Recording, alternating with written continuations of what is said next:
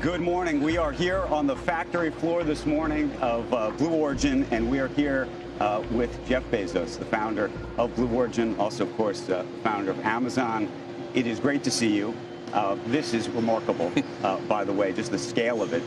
We've been talking about it all morning. But of all the people that we could talk to about everything that's going on in the country right now, in the economy, AI, jobs, space, we want to talk to you. And there is so much to talk about. We're going to touch on that, policy, politics, and so much more.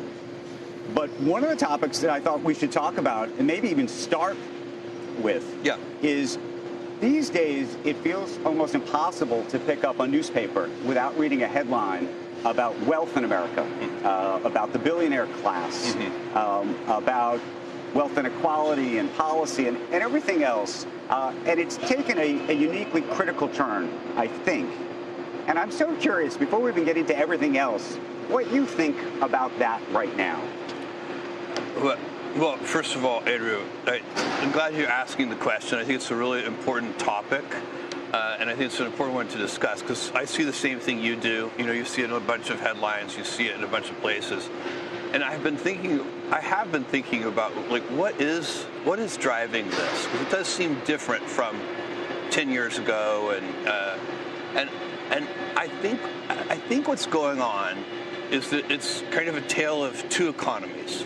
So you have a bunch of people in this country who are doing really well, but you also have a bunch of people in this country who are struggling to pay rent, groceries, and so what's happening here is politicians are using the kind of age-old technique. So there's this tale of two economies, and they're using this age-old technique of, picking a villain and pointing fingers.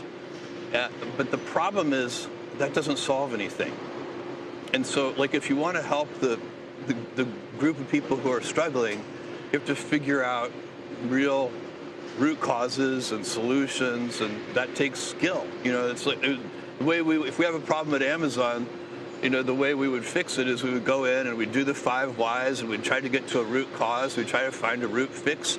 And then when we fix it at the root, you're fixing it forever. It's a real solution. And what we don't do, because it doesn't work, is just point fingers and blame people. It might feel good for 10 seconds, but doesn't accomplish anything.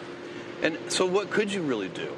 So, like, Do you have a plan? I have some ideas. I have some places to start. So, I started thinking about this and doing some research. A nurse in Queens who makes $75,000 a year pays more than $12,000 a year in taxes.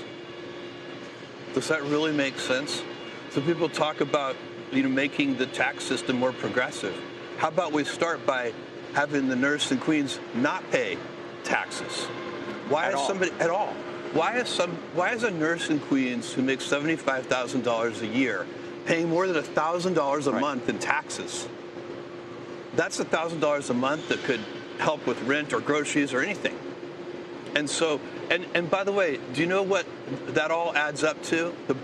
The bottom half of income earners in this country pay only 3% of the taxes. So, it's only 3%. We can find 3%.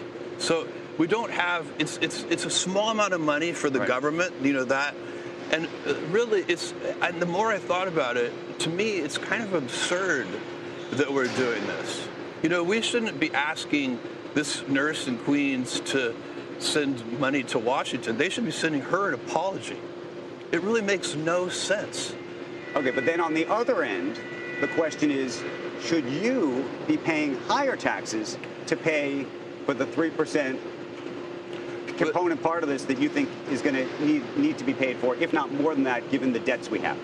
It's certainly a perfectly valid policy debate to say, do we want an even more progressive tax system? So, the line that gets quoted all the time is, the wealthy should pay their fair share. And we can argue about what the fair share is. That's a policy debate. That's okay. But the vilification is the thing that's just the distraction.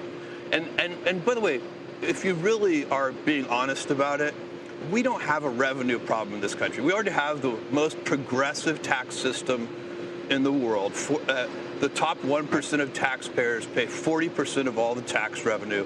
The bottom half pay only 3%. We have already, and I think it should be zero. I don't think it should be 3%. Right. I think it should be zero. So we'd be making it more progressive that way. We actually have a spending problem, and that's a skills issue. I mean, let me give you an example. The New York City school system. Right. They spend $44,000 per student. $44,000. That's 30% more per student than other big cities like Chicago, right, LA, and Boston. And it's 3 times more than Miami and Houston. And by the way, New York City doesn't get better outcomes. But so listen, let me just say, if we ran Amazon the way New York City runs their school system, right, your packages would take 6 weeks to arrive. We'd have to charge you a $100 delivery fee. And then when the package did finally arrive, it'd have the wrong item in it anyway. Right. We can't, that's a skills issue, Andrew. It's not about, it's just competence. But there's also a question about, there's teachers unions in New York, for example. None of this money is getting to the teachers. I promise you, if you're charging $44,000 per student, how much of that money do you think is trickling down to teachers? Not much. And so you don't think it's about creating a livable wage for the teachers? I mean, that's part of the issue is sort of how do you create this livable wage, by the way, affordability issue? More of that, they could, that amount of spending should come down, and more of it should go to the teachers. It's just that if you look at the level of administration in the New York public school system, it's off the charts. It's like they have all these middle managers and senior leaders. The money does not get to the teachers. Let me ask you a question, though, about great wealth, though. And the other issue on the tax front is whether people of great means at the very, very top end, and Elizabeth Warren has made this point repeatedly, I think she's made it in reference to you and others, are able to pay a lower tax rate, even though you're paying an enormous sum in taxes, a lower tax rate than maybe I am. These people sometimes say that I don't pay taxes. That's not true. I pay billions of dollars in taxes, and it's a perfect. Again, if people want me to pay more billions, then let's have that debate. But don't pretend, that's going to solve the problem. You could double the taxes I pay, and it's not going to help that teacher in Queens. I promise you. You can't connect those two things, not logically. There are more examples. Why is rent expensive? Why is rent so expensive? I recently saw somebody blamed it on Airbnb. Okay, Airbnb is not the cause of expensive rent. In fact, it's been almost, let me finish here 1 sec. It's already been outlawed in New York City, and rents are still very high. So we know Airbnb isn't causing high rents. What's really causing high rent is government intervention. We subsidize demand with things like tax policy, which is fine, but at the same time, we constrain supply. We constrain supply with things like zoning and permitting. Why does it take so long to get something permitted to build? If you want rents to come down, Econ 101, really simple. You need to, you can't sort of subsidize supply. Subsidize demand and constrain supply. If you do, prices are going to skyrocket. But this is not anybody's fault other than government policy. And this is fixable. Again, this is a skills issue. Well, let me ask you about government policy, though, because the other piece of the argument is that the wealthy have extraordinary influence over government policy and have too much influence over government policy. By the way, over tax policy, over housing, over all of it. What I would say is that we have way too much corporate welfare, way too much corporate subsidies.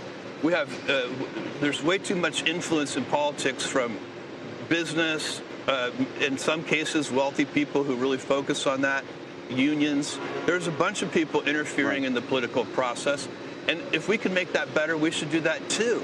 That would be another root cause. We go back and figure out what is happening there. But yeah, it doesn't make any sense for the government to subsidize, certain agricultural crops, certain, real estate transactions, Hollywood films, The tax code is 10,000 plus pages long because right. it has built-in corporate loopholes for various things. But this is crony capitalism. Well, and of course it should be fixed. Well, that's my question. And therefore, the question is, should people like you in your position advocate ways to fix it? I mean, one of the things people talk about is this policy of what they call buy, borrow, die. This idea that you can take assets that you have, stock, Andrew, and get loans as far against as I them. know, there's no truth to this buy, borrow, die thing. I don't even know where this comes from. And you can look at. I'm selling Amazon stock routinely, and that's how I fund Blue Origin and Prometheus and a bunch of other things, and investments in small companies that I'm doing. So. Every time I sell, by the way, it may not be you. I pay taxes on that. But there are other people. By the way, Elon Musk, who takes extraordinary loans against his stock, and as a result isn't paying taxes in that moment. Now, when he sells stock, he pays. And this is, again, can we fix that? If that's a true loophole, I'm a little skeptical that that's a true loophole. But if it is, can we fix it? Then we should. I don't think such a loophole should exist. But I want to get back to my primary point. When you fix that loophole, it's not going to help that. It's not going to solve the full problem. That nurse in Queens it's not going to help her at all.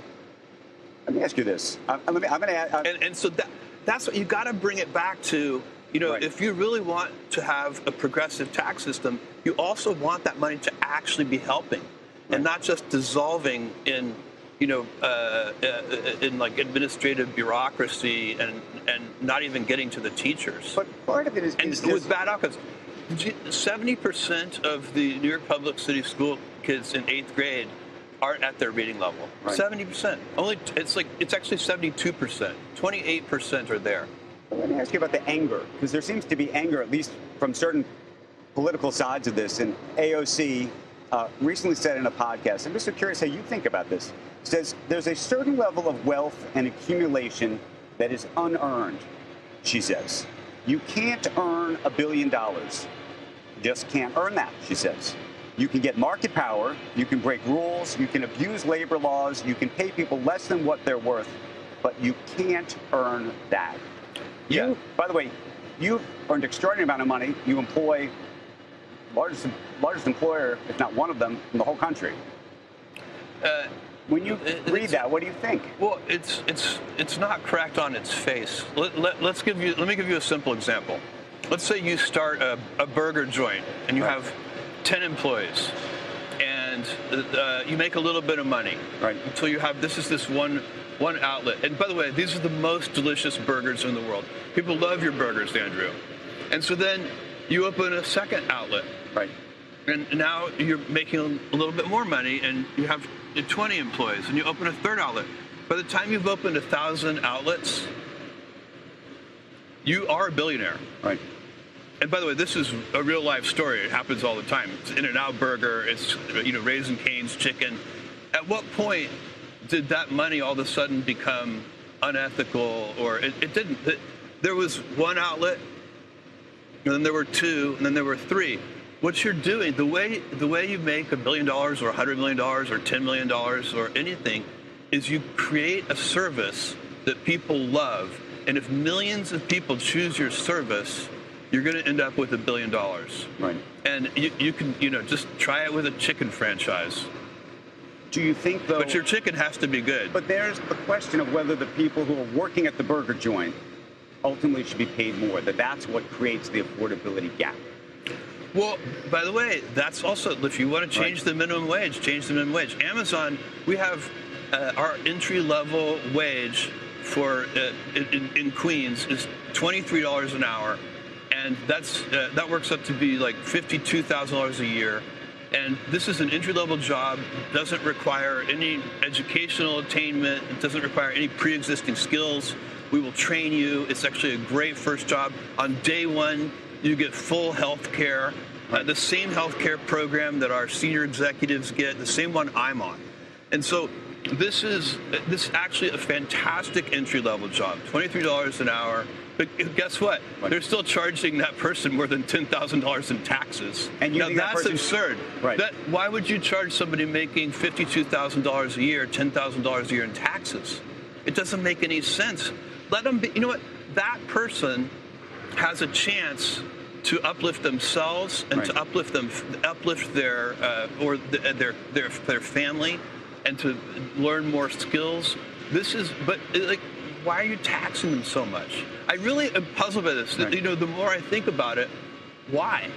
Well, you don't need that revenue. The piece is that we have a big budget gap, and so whether you're the federal government or whether you're a city, I mean, I was going to ask you about what you thought of the pied-à-terre tax in New York, and what you thought of what's happened with this Ken Griffin video that the mayor made. Well, you have a place in the city. Yeah, there's two different.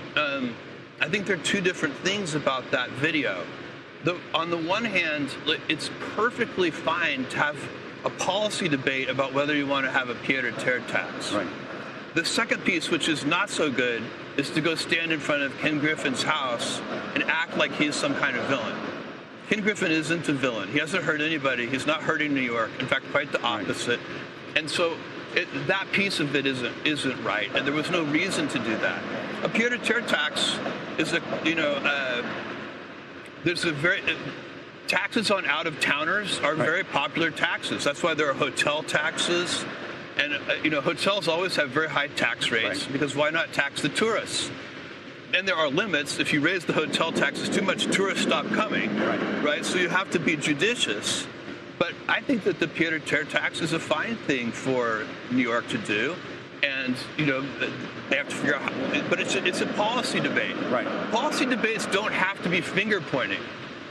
This is the piece that, so you're not going to sell your place in New York. Unfortunately, it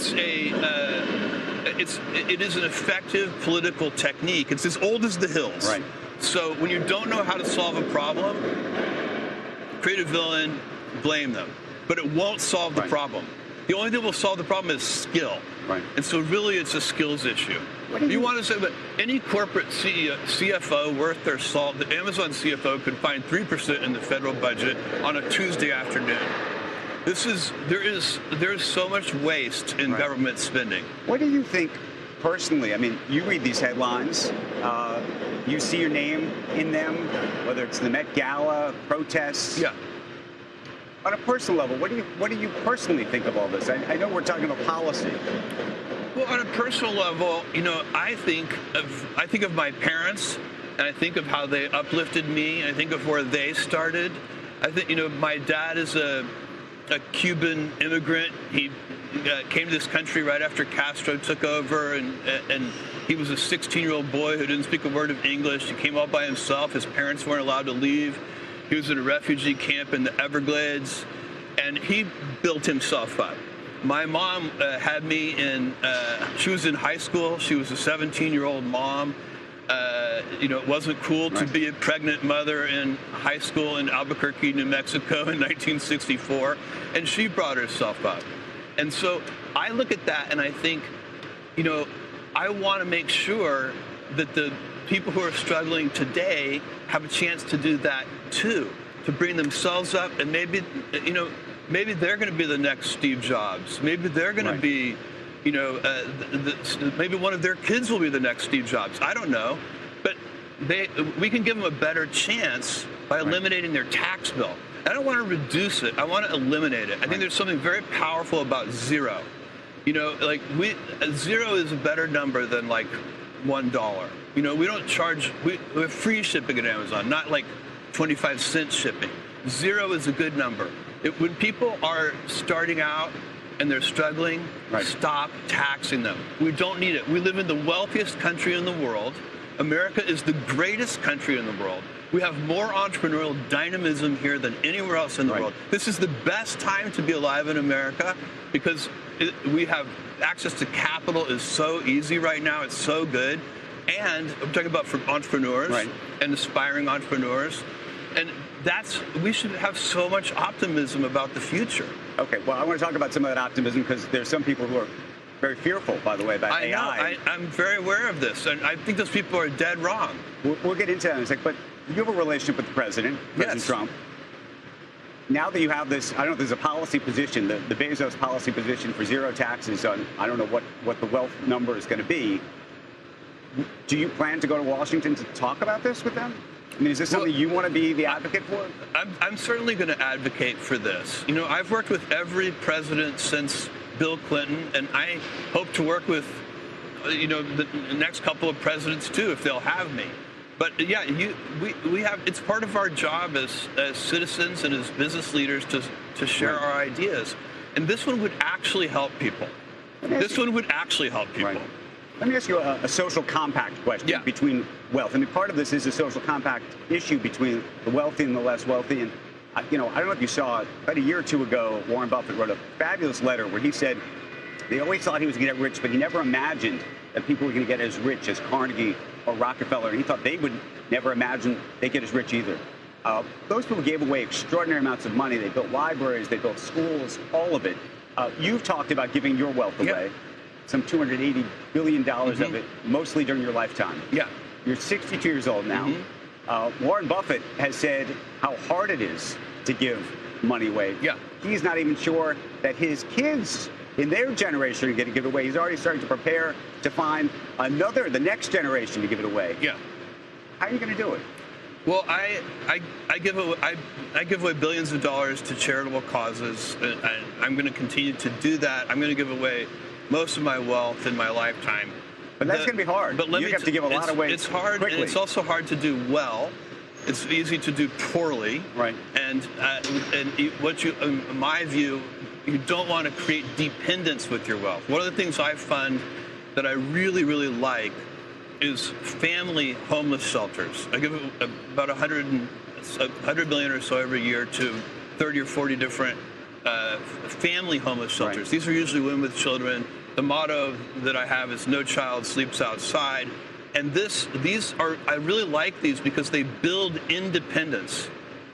So the average stay in these shelters is usually less than 180 days. They teach people skills. They teach people how to interview. They teach a bunch of things. Because mothers with kids, usually mothers with kids, sometimes fathers, but usually mothers with kids, they really do want to stand on their own 2 feet. So, like when you start talking about charity, one question I would encourage anyone to ask who's thinking about doing charitable giving is, does this giving create dependence or independence? Right. And you want to do things that create independence. Okay, so how are you going to do that at scale? I mean, $280 billion well, I want to say one more thing about this. I don't know yet the answer to your question. This is a very difficult thing to do, and it's going to take a lot of focus and work. But I want to make one more point here, which I think is really important. Even though I'm going to give away the majority of my wealth, if I do my job right,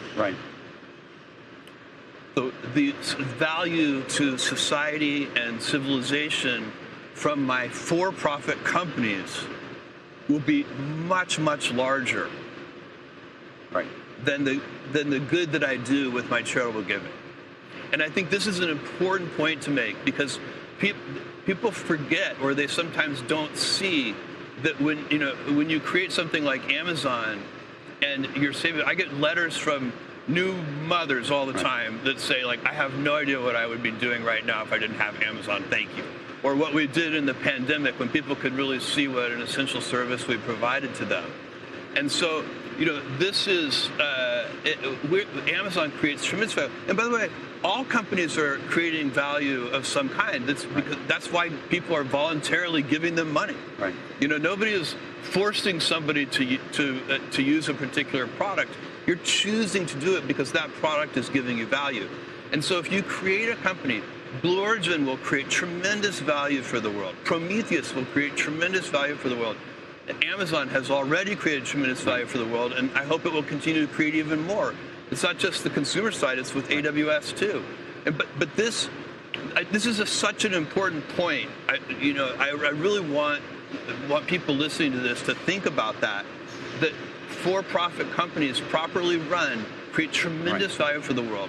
And they're self-sustaining and they draw competition. If you can do something with the for-profit model, you should. And then if you can't figure out, there are market failures where it's just not going to work. If you want to do room temperature vaccines, there's not a big market for that because wealthy countries have refrigeration. And so there are market failures where you really can't, there's no real market for family homeless shelters. Do you see what I'm saying? But for most things, there is a market, and you should do that. And you are creating tremendous value that way. And so everybody out there who's a potential entrepreneur, make sure you focus on that. You will be creating value for society if you're successful at pleasing your customers. Okay, talking about markets. Yeah. I was going to ask you about the news market. Yeah. Because you own the Washington Post. Yes. And one of the critiques, by the way, and this is maybe the wealth critique and everything else, is we just said the company laid off about 30% of its staff. Yeah. And there's a lot of people out there who said Jeff's super wealthy. He's talked about this being a public trust. It's something that he bought early on. How much you care about that piece of it. Why lay people off? Why fire people? Why do you need to subsidize the business if, in fact... Because the Post needs to be a profitable enterprise that stands on its own 2 feet. It needs to be... But does it? Yes. I mean, that's a question. Some people say it should be a trust. And let me tell you why. Okay. Because it's a measure of its relevance. If people won't pay for our product, we're not doing... it's not a good enough product. It's like, doing... it would be like poetry without rhyming. It's too easy. So it's got to be something that people will pay for because that's a signal. Right. It's a signal that we're providing a relevant service. Your paper, the New York Times, you guys make a ton of money. You guys are doing very well financially, and you're providing a service that people are willing to pay for. We can do that too. And guess what I told them, when we were planning those layoffs? Right. I didn't pick who was going to get laid off or which departments. I said, follow the data. Follow the data. And I said, there's one exception to this. What's that? Don't follow the data on investigative reporting. The heart of the Post is investigative reporting. And guess what? Our newsroom today, even after the layoffs, is still larger than when we did Watergate and the Pentagon Papers. And we just won the Pulitzer Prize for Public Service, the most prestigious prize, prestigious Pulitzer for our investigation into Doge. The Post is going to continue to be an important institution. In fact, it's going to be a more important institution because of this financial discipline. It needs to be relevant to readers. It needs to stand on its own 2 feet. I don't want it to be a charity. It doesn't need to be, and it shouldn't be. Do you want to own it? And the reason I ask is you've talked about how you are, by default, to some degree, a conflicted owner, given you own all of these other businesses. I think an ideal owner, yes. My vision is still to make sure the Post is a when I bought the Post, it was very unprofitable when I bought it. The newsroom was even smaller than it is today. And we turned it around in 2 years, was profitable for 6 years. I put all that money back into the Post, grew the newsroom. So we've shrunk it back some now, but we haven't shrunk it back to what it was when I bought it. So what do you think went wrong then? I mean, you had this super successful period. Yeah, what went wrong is we did not adapt. So this is what the news business, if you go back to I don't know how much time you want to spend on this, but if you go back to the 90s, the local monopoly newspaper was the greatest business in the world. It was the printing press. The Washington Post had 70% of households in the Washington metro area, and it made money hand over fist. We live in a completely different environment now. It's not even, it's nothing like it. Now you have to work hard to make a living in the news business. Let me ask you one related question to all of this, and this goes to the Washington Post piece of it and just the influence and money piece of it. Yeah. And it relates to the President of the United States. Yeah.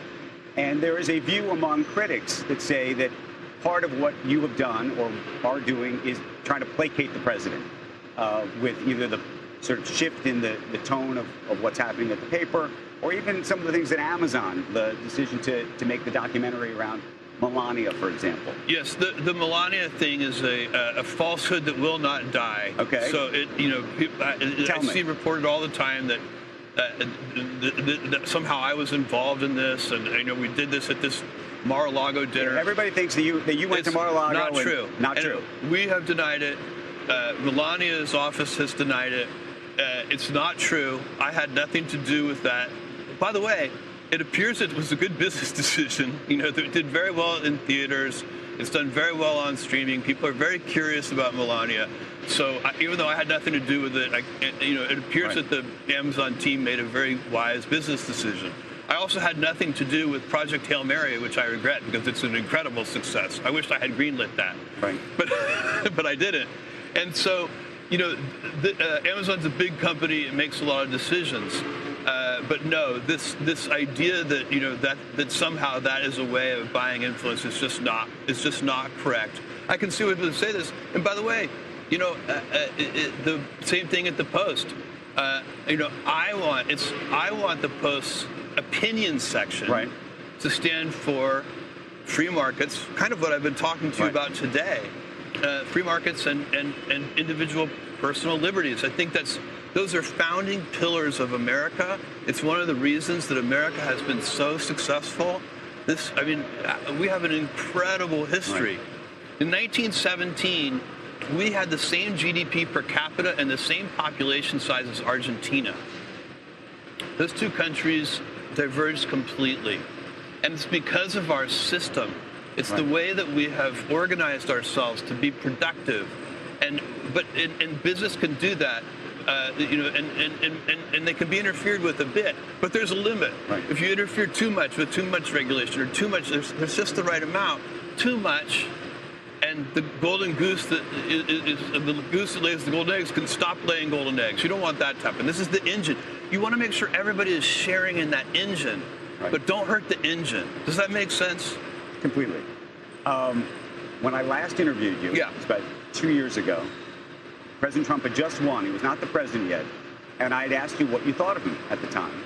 And you said that you thought that he had mellowed, that he was calmer. Yeah. And I'm curious now, here we are. Yeah. I still think that. 2 years later, we've had lots of we have wars and tariffs and all sorts of things that have happened since then. What do you think?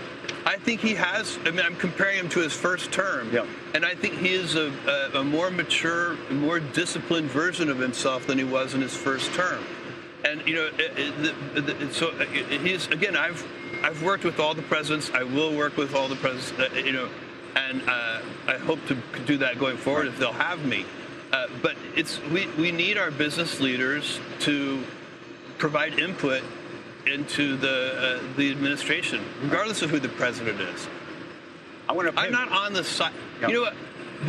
I'm on the side of America, and that is so important. Like, and that's where business leaders should be. It's just. And do you think they're not? No, I think we are, but we get perceived as being like, you know, partisan or whatever. Like, I was helping Obama every chance I could. I was helping Biden every chance I could. I still call Obama for advice. He's a very smart guy. And, you know, and by the way, people that are, you know, Trump has lots of good ideas, and he's been right about a lot of things. You have to give him credit where credit is due. Let me pivot this whole conversation, if we could, to space, because we haven't really got there, and here we are in this. It's a mecca of sorts. I mean, it's really a remarkable. It's amazing thing to behold. You know, this is what you're looking at here is billions of dollars of investment, and it's also you know, employing 14,000 people, and it has an unbelievable future. It's very exciting. So you've talked about this. By the way, I want to make one more point before if we're about to move to blue that I just thought of, which is one of these things that I think you asked me at the very beginning, like, where does this, you know, kind of this anger come from? And I said it's kind of, you know, a tale of two economies, and I think that really is what's going on. But there are also some deep misconceptions that are worth people thinking about, and there are a lot of people who don't understand that this kind of zero-sum fallacy. Right. So, you know, they think that if there's a bunch of wealth over here, that there's a fixed pie. Right. You know, we've got one pizza, and there are 7 people, and there are 8 slices. Who's going to get 2 slices? That is not how economies work. So it isn't a fixed pie. It grows. So, and people get their mental model is that wealth is like water in a drought or Right. food in a famine. It's, you could hoard food in a famine. You could hoard gasoline in an energy crisis. You could hoard water in a drought. You could hoard toilet paper in a pandemic, Right. as people did. But you can't hoard investment, right? So if you have stock in a company, that's not hoarding, that's investing. And investing is more like farming. And you would definitely want to farm Right. in a famine. Do you see what I'm saying? And so this, by the way, the billions of dollars of investment that have come here have come from that Amazon stock. Right. And by the way, when I sold that Amazon stock, I paid capital gains on it. You were early when you talked. I remember talking to you maybe 10 years ago, 15 years ago, and you were talking about putting infrastructure in space. Yes. And I think you were even talking a couple of years ago about putting data centers potentially Yes. in space, even Yes. before Elon was Yes. talking about data centers in space. Yes. How realistic is that really? And It's what is the very timeline realistic. of that? Because right now there's a lot of excitement, by the way, around the Yeah. SpaceX IPO in particular, because of this view that we're all going to be moving stuff to space. Yeah. The question, are data centers in space realistic? The answer is yes. The timeline is harder to answer. So, some of the timelines you hear are very short. They're probably not right. People who talk about 2 or 3 years, that's probably a little... Elon's talked about 2 or 3 years. It's probably a little ambitious. Right. Okay. But I think what Elon would tell you is if you don't set an ambitious timetable, if you want it to be 6 years, say it's 3. Right. It's the kind of, so exactly how long it will take, I don't think anyone knows, but it is real. It will happen. A couple of things need to happen for that to happen. Energy needs to become a bigger percentage of the cost of terrestrial data centers. Okay. So today, terrestrial data centers typically spend less than 15% of their kind of total cost of ownership on energy. And the biggest advantage to being in space is that the energy is free, right? You're getting solar energy 24/7, right. No clouds, no weather. And so that's a big energy. 15% is not a huge number.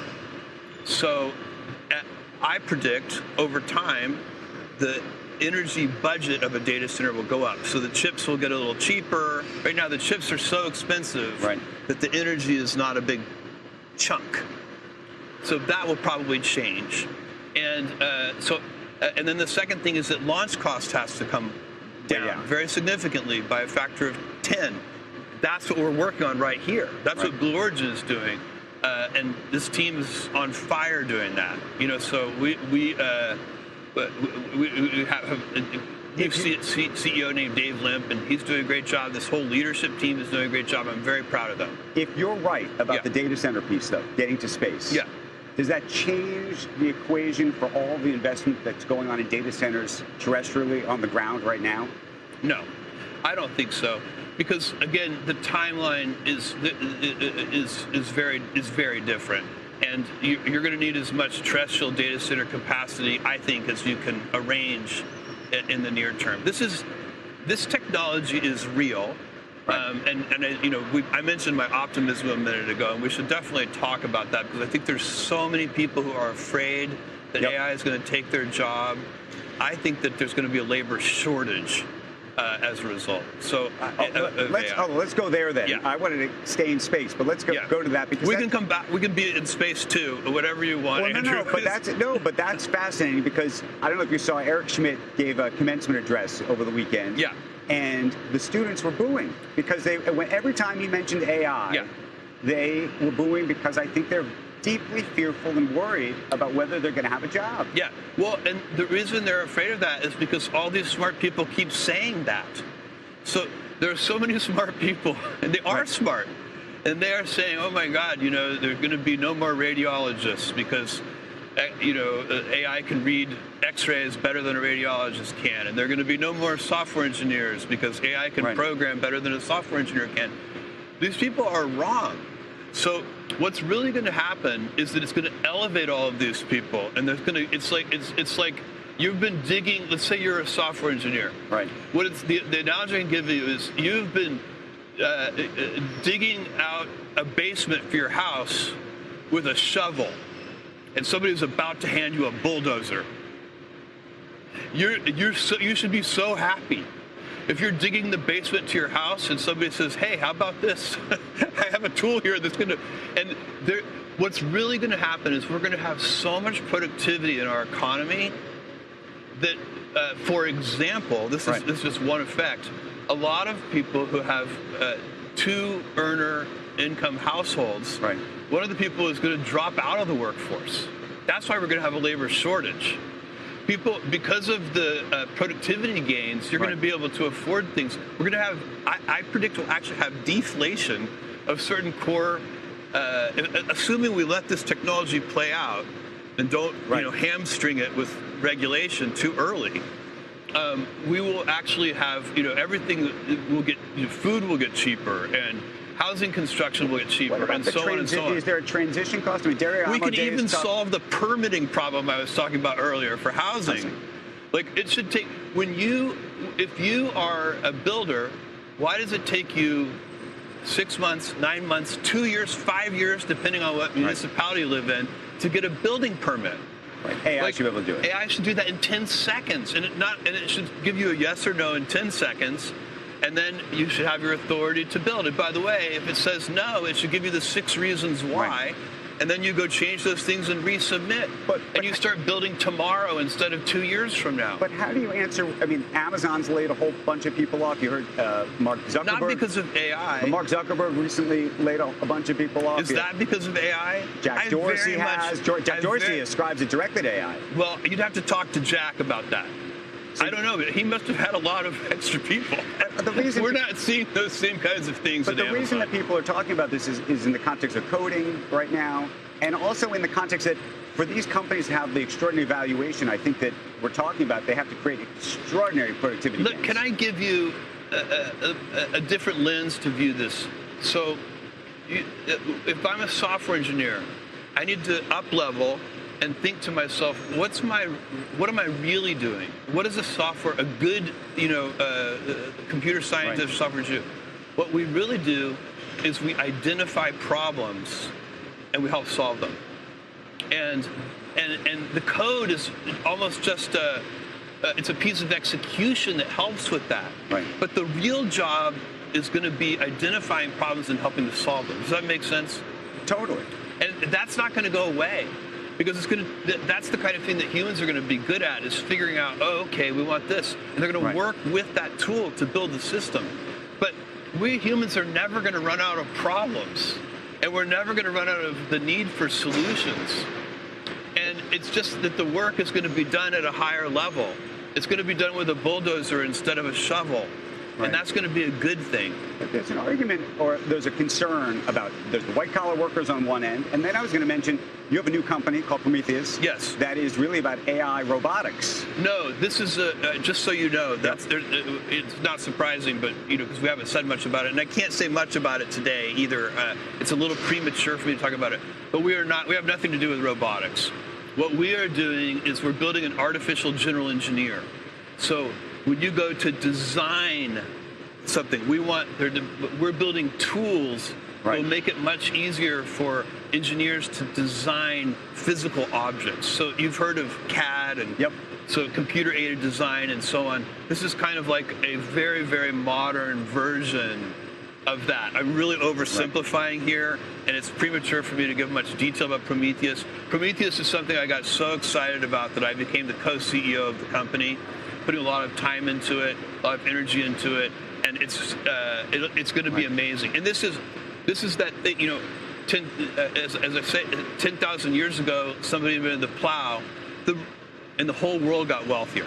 So the root of civilizational wealth is invention.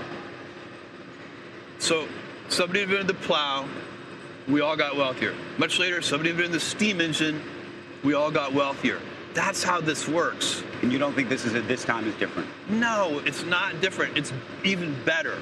And by the way, not only is this that these people should not be depressed, they should be energized, because this is a moment when when the possibilities are so large. Just keep your eyes open to those possibilities. You hear Sam Altman talk about the need for potentially universal basic income. There's a question, by the way, this gets maybe to the wealth, about the concentration of wealth. Instead of universal basic income, how about we stop taxing nurses who make $75,000 a year? We don't need to give her universal income yet. Right. Let's just stop taking money away from her. Right. Let me go back to space for a second, because I'm so curious. Well, let me ask you one question about Prometheus. I know you can't go too far in it. I'm curious how you decide. I mean, you're now the CEO of that company, co-CEO of that company. You oversee this. I know Dave Limp is running it day to day. You're the executive chair at Amazon. How do you decide, for example, with Prometheus, I'm going to go, I don't know how much time you spend on that versus all these other things, like how you do it. And also, did you ever say to yourself, well, I'll put Prometheus inside of an Amazon, or I'll put Prometheus inside of a Blue Origin? What I do, my through line for the last few years has been AI. And so, I've been on the machine learning track for, 15 years, and Amazon has made incredible use of machine learning. But a few years ago, we had a real breakthrough in machine learning, and we call that AI. And it has so much potential. So my time at Amazon is spent on AI. My time at Prometheus is spent on AI. Prometheus is really an AI company. Right. And my time at Blue is largely spent on AI. And Prometheus, by the way, the tools that we're building are going to help companies like Blue immensely. And but rather than do it inside Blue, or rather than do it inside one of the others? It deserves its own special focus. It's its own big idea. And Prometheus, you can get a lot of focus by having a separate company. SpaceX is going public. Yes.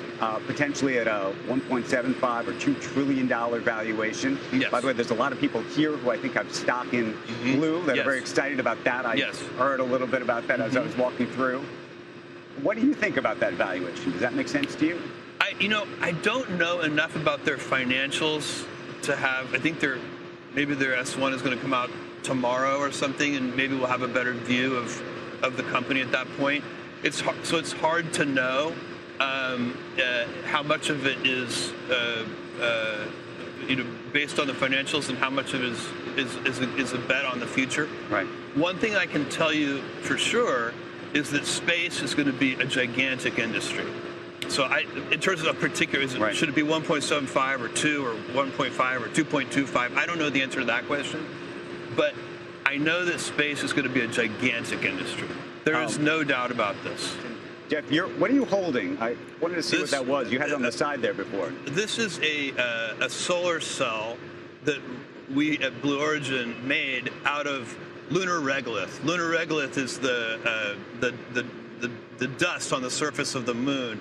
This is lunar regolith. This is a lunar regolith simulant. Okay. It has exactly the same composition as lunar regolith does, and we're working on making solar cells out of lunar regolith. And so the lunar regolith, fortunately, has a lot of silicon in it. Right. And so this is an actual solar cell that we produced with lunar regolith simulant. And will this be on things that are ultimately on the moon, or just in space?